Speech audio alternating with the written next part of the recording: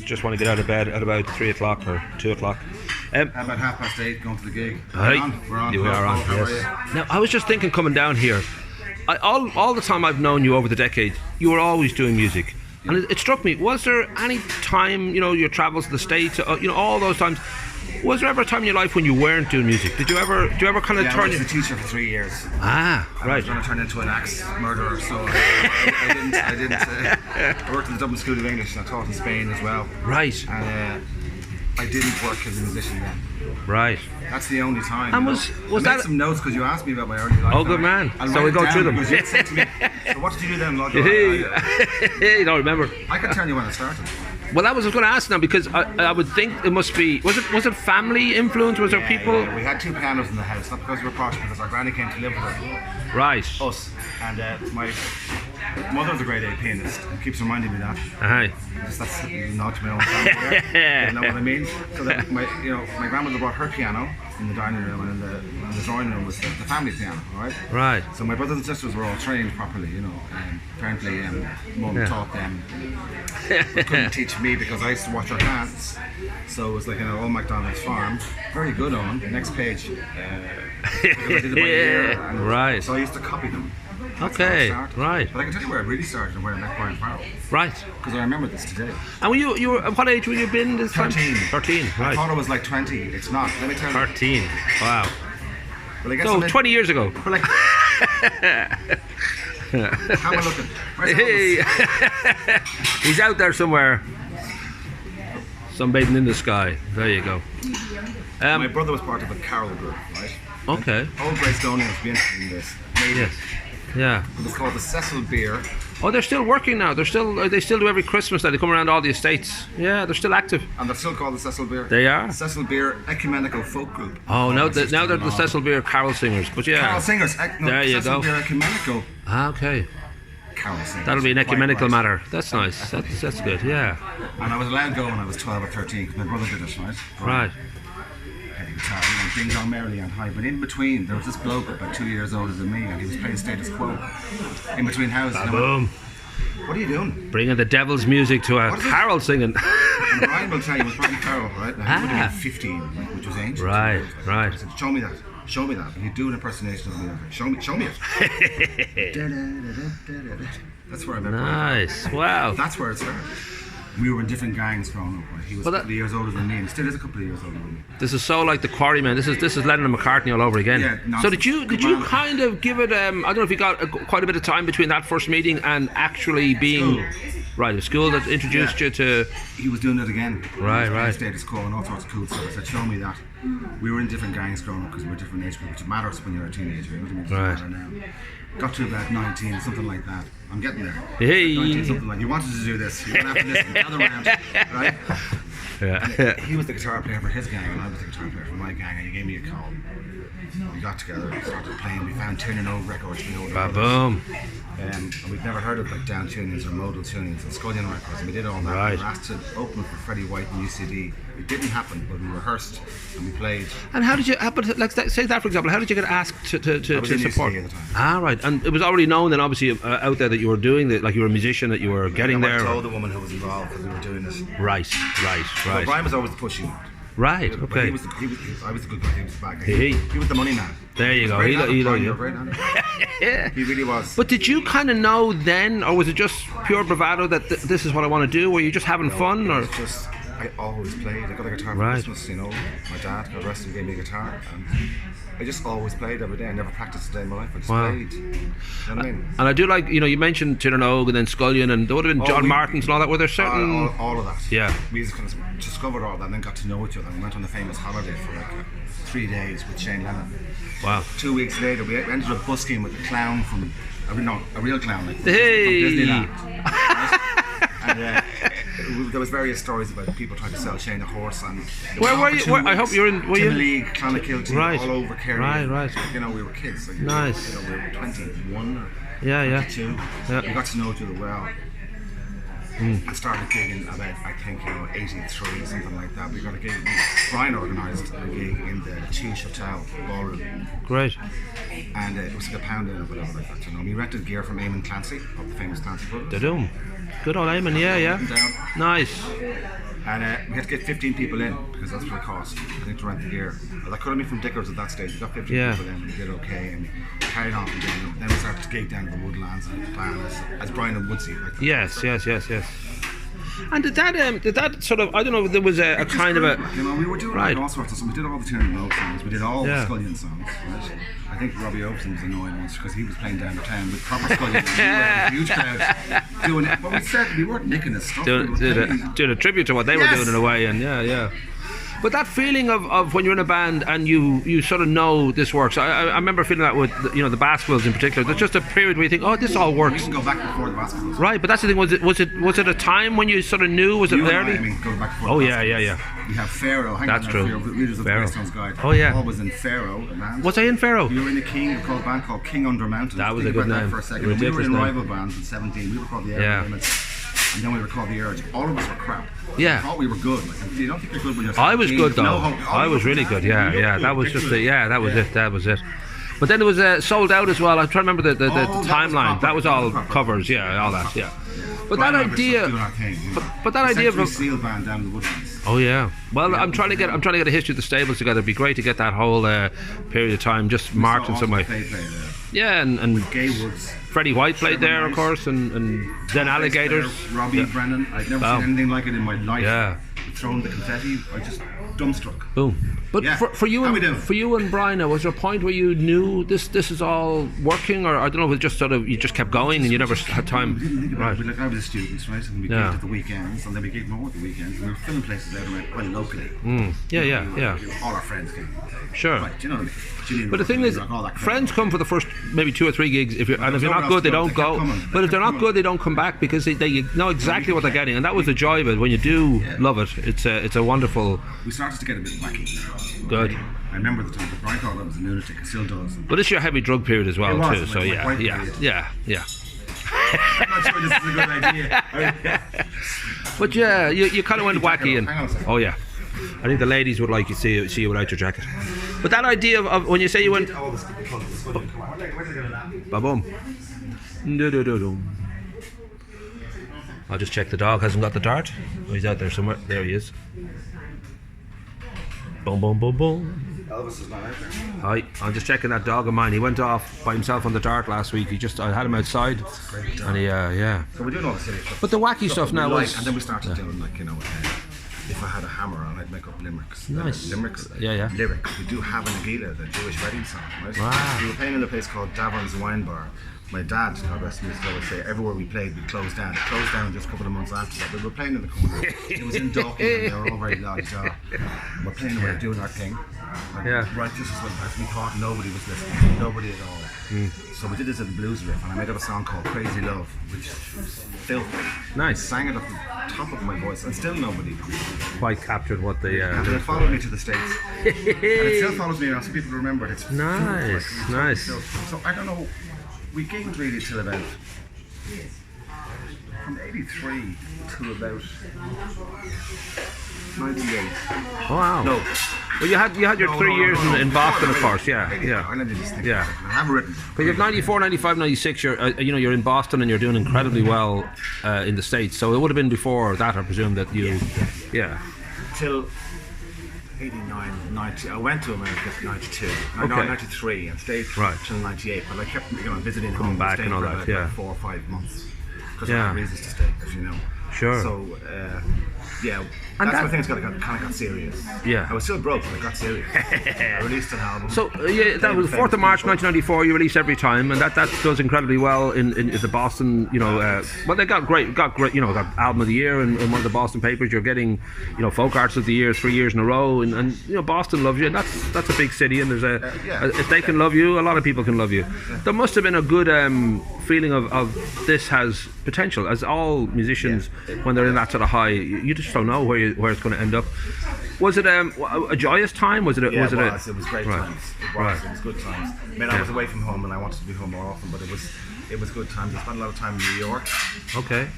After I did my own album, I was put on another album called This Is Boston, Not Austin. Compilation thing, yeah. Compilation of the best singer-songwriters from Boston. Now, I'm Irish, but Yeah. there we go, I'm on it, right? Yeah. And I met a woman called Susan McKeown from New York. Okay. Shanty House, Susan, you can have a look at it. Okay, yeah, I'll link into her, We yeah. became friends. Right. So she'd come and open for me in Boston because I had a bit of a crowd then. You know, Yeah. a couple of hundred people would come to the gigs, Wow. whatever. Yeah. When I went to New York, then I'd open for her. Ah, nice. Played in places like the Fez, Mercury Lounge, and Chenet Cafe, which is famous for other things like really expensive brown bread. It wasn't pretentious at all. You know, that's where what's his name did the album. Oh, I know there's a Jeffrey Bluffy, live with us today. People went to play. There's a famous story that David Byrne turned up. He said, "Can I play?" And I went, "No, you have to. I know what you're playing." He was turned away. Wow. Run by there was that great scene around St. Mark's and all that. It was, it was a very good time. A very good friend of ours called Jimmy Chivago was abused and died recently. Sorry to go on that, but it brought back a lot of memories of that time. Like, you know, Cormac Creed was live in his couch. Well, he's well established in New York. He owns about a third of it now at this point. I think he owns about half of it. Right, you know? right. And good to know. Yeah, no, brilliant life, beautiful life over there. Now, the idea of music as a living is you know, a dream for a lot of teenagers, and very few are lucky enough to hold on to it in their 20s and 30s and 40s and all that. I mean, is it something that you, besides the 3 years of trying out the teaching thing, is it something that you've always felt good about? Or I'm guessing it's a tough life. I think of actor friends like Phelan Drew and all that. There's times when it's the most miserable job in the world, and there's times it's the most wonderful. Well, there's times when you die on your arse on stage. It's not great. Right. You know what I mean? I developed like the Woodsy show, which was kind of safe because I was playing in Holland. We jump forward like came back from the States. It was all and, great, everything. Yeah. And I got great recognition, and they were very supportive. Like, I mean, you can go to a folk club in America and they'll be quiet and listen. Yes. Yeah. They don't want to hear covers. They want to hear what you've got to say, because if they want to see James Taylor, they'll go and see James Taylor. Yeah. You know what I mean? Yeah. Whereas here, James Taylor doesn't come around very much. But it was great. I was on about 4 or 5 albums. Like, I opened for Carly Simon. It was Sheryl Crow and for me. all that. Oh wow. Yeah, but it was 3 years before she was famous. And this brilliant woman. We're like, wow. Jesus Christ! After that, she had a band with her. Yeah. But she was touring, and I had a bit of a name, so she went on before me, blew me away. Wow. 3 years later, 7 Grammys. We haven't kept in touch. Boom. So after all that stuff, and serious stuff, I came back in '98 and I started to do full covers in the Porterhouse in town. I was asked to go play in Holland, Right. And I'm just back from America, so I still have the singer-songwriter thing going on. I went to a place called Zwulla. What's it called, sorry? Zwulla. Okay. ZWOLLE, and I'm in a place called Groningen, right? Okay. I started playing my own songs, wasn't happening. Okay. Okay. Went upstairs and wrote a list of all the big hits that you. Right? Elvis, I'm not calling Elvis crap, but it was Bop-a-Loo-Bop onwards, everything fast, went downstairs, jokey music, all sorts, tore the room apart, and that set is pretty much still what's going on. Boom. With some updates, whatever. And so I did Woodsy like solo. I mean, I played in all the same places. There's a lot of information. I played in all the same places from 1980 to 2008. Every Thursday and Friday in the Porterhouse Temple Bar. Every Saturday in Jim Doyle's. And every Sunday either in the Bridge, in Wicklow, or the Blue Light, or somewhere else. I mean, that was it. Then there were sessions hit, and they all stopped. Boom. So we're at 2008 now. Doing well. I should say now that Groundhog Day feeling during those years of where it's obviously a joyous thing because the audience are generally bringing, you know, joy to the night because they love your. Right. Like, it was sort of like a rock and roll comedy show. It was like a lead sing-song of all sorts of nonsense, from Skippy the Bush Kangaroo to something Delights in White Satin, to like You Make Me Feel Like a Natural Woman, and all the men would sing it. Nice. You saw it. Yeah. I played everywhere except for Right. So I think I came back here in '94, went on stage at some tents down in the beach house, did all my own songs, died, said that's that. You know, you get slapped in the face when you come home because you forget. Sure. That people might be more supportive abroad or whatever, but the Woodsy show from '98 on to 2008 was a roaring success, really. It was great, and you don't know what you've got till it's gone. And like when the recession hit, like musicians are first and actors and the rest of them, unfortunately in Ireland when it comes to like culture, I want to call it that, first into recessions and last out. So you get a conversation like Woodsy, we're very quiet here on the Thursday, we come and do a gig, right? To Woodsy, it's very quiet here on the Thursday, so we're going to cancel all of it. You know, that's when I started to play with Paul Ferrell. Sure. Right. Well, that was a huge. Segue. That was a huge kind of a successful. I don't know whether it was straight away it hit the ground running like that, but here's this multi-instrumentalist who has a whole lot of soul, and it just seemed to work. I don't know whether that was a first gig acknowledgement or whether that took a little bit of work. Just an idea. Right. Never rehearsed. Never. Right. But I was doing gigs that were more laid back, and so I had like 2 types of music: crazy fast and crazy slow. Nothing in the middle for like say 8 to 10. Yeah. I said, Paul, will you come and play? I wanted him for his bass drum. Right. Paul, if you don't know, plays bass drum with his left foot. Yeah. Hi-hat with his right foot. And the electric guitar. He's a left-handed drummer and a right-handed guitar player. Wow. Sings a few vocals. We started to get on with the house so far. Did it for 10 years. Yeah. Started to play everywhere. I don't know where do you want to go with that biography? Well, I'm just thinking that was, that was for being solo for all my life. Yeah. Playing with somebody else. But you had that Brian Woods thing in a little bit, yeah. But then it felt like a kind of, a second coming or something, you're going to call it that, where it just seemed like a whole new lease of life to what was somebody you knew them and you knew how they performed, but suddenly it had this, kind of fresh, kind of, beat behind it, literally, in the case of Paul and he was phenomenal. Yeah. He's incredible. I'd say a key and he'd be there. Yeah. And we'd riff off stuff and we had some fantastic things, but he'd be like you too. Music's in his blood all the way. I mean, if you were talking about a lad who's found in a bass drum at a Louis Armstrong gig, you know that you're dealing with somebody who's destined to sort of. Did he tell you that story? Well, yeah, just that lovely story of him sort of being his father playing in the talking again support. because he was ill after that. Yeah. We did it for like I think 10 years. Like it's funny when I was thinking about this coming to talk to you. Yeah. I said it was 2008 when I started because it's a new thing. Last year, 10 years ago, 11 years ago. Yeah. Now, there was a 4-piece Bunko Brothers as well. It was called the Bunko Brothers because we got sick of what do you call it? I'm Eoin Woods, and so he said, "How about the Bunko Squad?" I went, "What's that?" Yeah, that's grand with the Bunko Brothers. Have you ever found out what Bunko's from? It's just a good sound. No, there was a vice squad in the 30s. They used to chase down gamblers and hookers and all sorts. Right. So we were playing to gamblers and hookers and all sorts. You know what I mean? So that's the same thing. Yeah. So it kind of had a nice, full circle. We were doing well to them. Let's not relax too much because bad things will come out. Yeah, I'm sure he said that. I mean, we were called the Bronco Boys. Okay. Which chaps. I mean, Bronco, It was a terrible name for that because now we're Woodsy and Friends rock and roll band. That's easier. Yeah. So I stopped using the name Woodsy. Right. I started to use it again. So. We had a very good time. We did. We were all over it. Played up north, south, everywhere. Weddings, afternoon stuff. Given the sad news that Paul's not well, has that? I don't know if that took a lot for you to readjust your set to having this best friend who was there with you at all these gigs, and you had a certain chemistry, to sort of realizing that you're going to have to readjust and so you've done a million gigs on your own, so it's not like you don't know how to do this, but I'm sure it took a little bit of mental it's a very kind good of question. Right? Yeah. It's very hard to answer this correctly. Okay? Right. Obviously, the most important thing is the colon cancer. Right. Okay. Obviously. Right. But life was I had 4 gigs booked the following week. Yeah. What do I do? Yeah. And so I had to get a bass player and a drummer to go for Paul. Wow. Paul did both. Yeah. And we had started to do that a bit with Garvin Gallagher, and sometimes Paul would play kit. Only like every second week, every now and then, not very often. And there was a 4-piece version of the Bunko Brothers. Yes, you're saying, yeah. But the 2-piece was the best one. It was tight. Of course, yeah. Yeah. And the jokes. And every mistake sounds like it was meant. Oh man. It just sounds like it was meant. Boom. Yeah. So that's where Woodsy and Friends started. Because I had, obviously, again, Paul being ill, the most important thing. Having said that, I had tomorrow to deal with as well. So sure. I called it Woodsy and Friends Rock and Roll Band. And it's worked out. I have Chris Green on bass, who everybody will know from Take It Easy or local. Sure, yeah. All the lads say, remind me of the guy. The lineup of Take It Easy has just gone the through my line. head. I know Niall Lewis, the singer, and Covey is on. And you were, yes. Yeah, I know them pretty well. The drummer, they're all good people. A lot of people which I've written down. Yeah. I asked them last night. Yeah. Who we got? And again, now Dee Kavanagh, Hazel O'Connor, Take It Easy, Dickie Rock.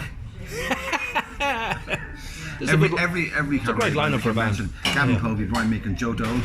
Right? Wow, right. Now the core band is myself, Chris Green, who sings like a lunatic. He's way up there. It's beautiful. Right. And people check out Woodsy and Friends. Yeah. Rock and roll, Woodsy and Friends rock and roll band on Facebook. They'll see a video. Oh, okay. I can link to this. Thank you very much. Right. Walk on the Wild Side is fantastic, and he sings like octaves, you know. Wow. And he plays Take It Easy, but he also plays double bass, and like jazz, and all sorts. And Michael Meekin on drums. Michael Meekin this weekend. Tomorrow, in fact, in the Beach House where we're playing. Right. First time playing at home. Quite a while now. I was just thinking when I saw your name, I thought, I must get in touch. Long time. Yeah. We have Shane Atlas, who's an English guy, he's an incredible drummer. Okay. He's played with Sister Sledge, Gavin Povey, Brian Holy Farrell, moly. Shakin' Stevens. Right. Interviewed with Bad Manners, Chuck Berry when he was a kid, Nice. Bob Beatty, Bob Geldof. Yeah. For me, I got nothing but everybody here. Jerry Leonard. I did a TV program. Emotional Fish, Jerry Shannon, Black 45. Right. Shout out. And when it came to the set now with this, I mean, you have a million songs to play with because you covered a lot of songs. You've got your own songs. Was it like a sit down and make a list, or do you sort of say let's have fun with it? The next day. Right. Paul got us maybe I shouldn't talk too much about Paul, the person, but he got laryngitis, and the next week he still have laryngitis. Then he went for a test and he was gone. Right. So there was no, like, I got guys who could follow. No grace period to. Kept it as simple as I could. Like, we'd be in one tempo and one key, and I'd leave it there, and I might change songs. The guys were pretty quick. After about a gig or two, it actually became quite good. Okay. And then it became kind of slick. I remember the night, and I was saying, Jesus, this is getting a bit slick. It's like, there's no kind of, yourself looking around. So we are playing tomorrow. Great. Well, thank you for this opportunity. Yeah. We are playing tomorrow. Yeah. I suppose the final thing would be just that idea that. House Greystones at 10 10 p.m. Let's say 10. Yeah, usually 10 p.m. before everything kicks off. Yeah. Let's say 10. Yeah. I would should. The three-piece with Shane Atkin. Have a look at the photograph. Great guy. Boom. Well, I'll link to all these guys from the piece so people can sort of check them out and all that. But I think for most, and if not all, it'll be a case of seeing you in your hometown after quite I'm sure over a decade, it seems, or more, But that idea that. Dan was up in Paul for a couple of years. Right. Then not so much. I don't know. Sure. Certainly at least 5 or 6 years. But that idea that, as you said, you had 3 years away as a teacher and it didn't suit, and I'm sure it was a nice break and all that. It was a Not really, yeah. But has it, from the point of view of the music I worked itself? at the bank for a while. Oh, did you? Oh, there you go. Moving on. And still, you don't know what's going on with the money. I was the worst teller in the world. But does it still feel? I don't know if like a lot of these great artists, and I know Bowie's passed, but even the Leonard Cohen's who passed as well. These people have a gorgeous older time because it was never done before. Rock and roll wasn't allowed to be old, and yet Jagger and all these people, Dylan, and Neil Young, they got old and they're fine. Like they still make music that people like. They're doing quite well. Yeah. But more importantly, they're not a nostalgia act entirely. I mean, obviously there's a huge body of work in all these cases, but they seem to genuinely get a hard on about the new stuff, and it is, in some cases, it's been great. Yeah. For you, has that surprised you that you're still doing it? And I'm guessing you still get that kick. I was thinking that. Boom. I did this before. Drunk minds think alike. I was thinking last night, Jesus, we're doing covers, but they're cool covers. We'll do Dr. John Ico. Okay. We'll do Hand Joy. We'll do the original version. Nice. It's like, it's got to be, especially tomorrow night now, it'll be like in the Beach House at 10 o'clock. It'll be dance, the way it is down there, it's a dance floor, it'll be dance up, but I enjoy that. Like, I just kind of picture myself as an artist, and this that maybe it was quite self-indulgent, right? I played Patrick Queen, and loved it, and Teenage Kicks, and so rock and roll has never gone. I was watching this some fella on YouTube last night. Maybe do you want to wind up? Am I talking to him? Oh, this is good. Yeah, we'll on YouTube last night. The fella actually wrote Blue Suede Shoes, not Elvis. The fella before him. Perkins, wasn't it? Yes, Carl Perkins. Yeah. And there was himself sitting on a stool, and he was doing a rock and roll school with. Harrison, all these guys love him. Yeah. Did you see Harrison's face in that? Have a look at YouTube. He's like a kid, yeah. And he knows all the words to all the songs. Sure. That was his favourite actually of that era. He was just particularly in love with Carl Perkins, and yet and it's perfectly understandable. Joe and Joanna Sixpack wouldn't necessarily know who he is, and he just had that one hit in people's minds, and it wasn't even his hit. In the end, it became Elvis's. But the idea he had a life just of that, where he could be with the way. And I watched it. Interesting enough, so I come to talk here, and at the Blue Moon of Kentucky and all that, and we do that. We're going to do it tomorrow. And all that, and when's the gig on again? 10 o'clock. Yeah. Where though? Tomorrow night. Is it in the Beach House? Good. Okay, I wasn't sure. That's good to know. From the harbour. Rock and roll. Well, listen, I'm going to put all the links in. We'll put. I know that every time is available online, so we'll put that into people as well. They can. I haven't actually paid the money. You can't. It's free on SoundCloud. Go and have a look. There you go on SoundCloud. Right there you go. But we'll link to it so people can get an idea of that, because that was another part of you. And there's a lot of chapters to what you've been up to. But It's 20 of the my own fact that songs you're on having, SoundCloud. Have a look at that. oh, but the fact you're having a lot of fun is probably the most crucial thing, because there isn't These days. there isn't a guarantee in this kind of life, in any kind of line of work, but certainly in an artist's life. But the idea you can still do it and still get that feeling that you got when you were like 13 or whatever, and you just heard something for the first time, and that rush that George comes Harrison into could get us playing with his hero, and anybody can get it. Like, you know, we wonder to see a Beatle. yeah. Love it. Laughing his head off. You know the Sure, video I'm talking about. yes. But that's it, it's the feeling, and it doesn't leave you. You can become wealthy. You It's can a life afford- sentence. Yeah, there you go. It's a life sentence.